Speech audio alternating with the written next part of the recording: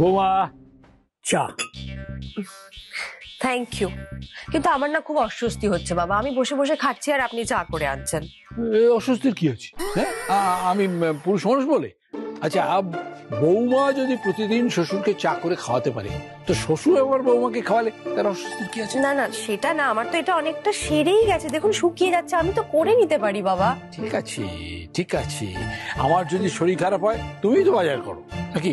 তো এখন তোমার শরীর খারাপ হয়েছে, আমি বাজার করে দিচ্ছি। সবার কাজ সবাইকে করে নিয়ে যাও, মধ্যে কথা হচ্ছে এই। কি নিয়ে ডিবেট হচ্ছে শুনি? নারী পুরুষের কাজের ব্যাপার নিয়ে বিতর্ক হচ্ছে। তাই বুঝি?